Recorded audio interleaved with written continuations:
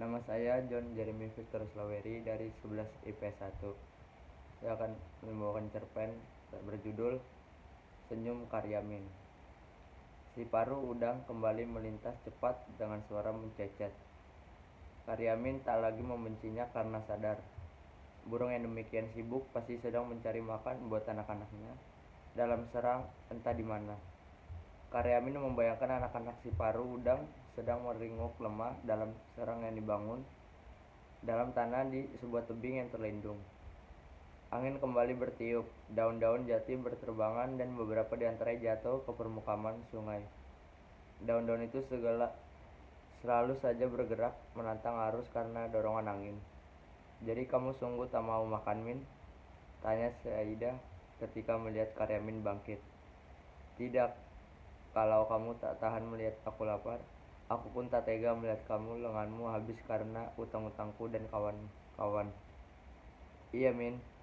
Iya, tetapi..." Saida memutuskan kata-katanya sendiri karena Karyamin sudah berjalan menjauh. Tetapi Saida masih sempat melihat Karyamin menolehnya kepalanya sambil tersenyum, sambil menelan ludah berulang-ulang. "Ada yang mengganjal di tenggorokanku dan tak berhasil didorongnya ke dalam." Diperhatikannya Karyamin yang berjalan melalui lorong liar sepanjang tepi sungai. Kawan-kawan Karyamin menyeru-nyeru dengan segala macam selorot cabul. Tetapi Karyamin hanya sekali berhenti dan menoleh sambil melempar senyum. Sebelum naik meninggalkan pelataran sungai, mata Karyamin menangkap sesuatu yang bergerak pada sebuah ranting yang menggantung di atas air. Oh, si paruh udang. Punggung biru mengkilap, dadanya putih bersih, dan paruhnya merah saga. Tiba-tiba burung itu menukik menyambar ikan kepala timas sehingga air berkecipak dengan mangsa di paruhnya. Burung itu meleset melintas para pencari batu, naik menghindari rumpun galangan dan lenyap di balik gerumbun pandan.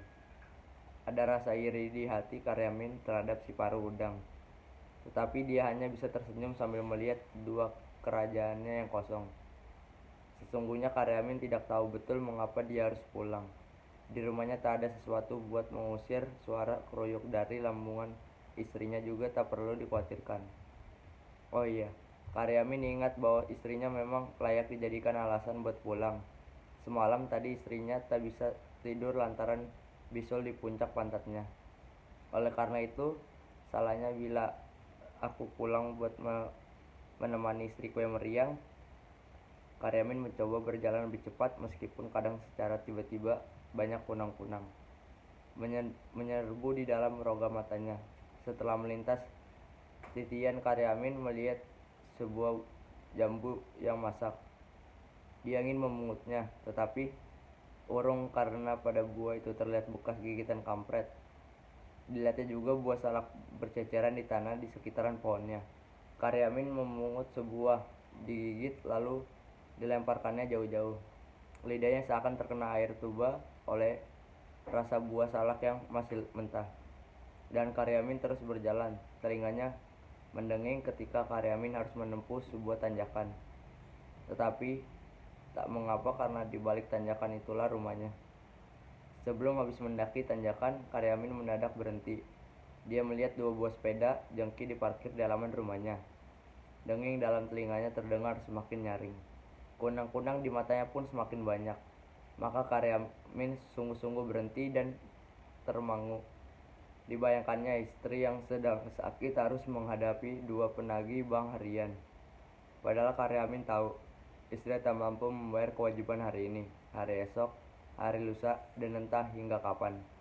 Seperti entah kapan datangnya tengulak yang setelah setengah bulan membawa batunya. Masih dengan 1000 kunang-kunang di matanya, Karyamin mulai berpikir apa perlu dia pulang. Dia merasa pasti tak bisa menolong keadaan, atau setidaknya menolong istrinya yang sedang menghadapi dua penagih bank harian. Maka pelan-pelan Karyamin membalikkan badan, siap kembali turun. Namun di bawah sana Karyamin melihat seorang lelaki dengan baju batik motif tertentu dan berlengan panjang. Kopiahnya memulai botak. Kemerahan meyakinkan Karyamin bahwa lelaki itu adalah Pak Pamong. "Nah, akhirnya ketemu juga, Min. Ku cari kau di rumah, tak ada." Di pangkalan batu tak ada. Kamu mau menghindar ya? Menghindar. Iya, kamu memang beling, Min. Di Gerembul ini hanya kamu yang belum berpartisipasi. Hanya kamu yang belum setor uang dana Afrika, dana untuk menolong orang-orang yang kelaparan di sana. Nah, sekarang hari terakhir.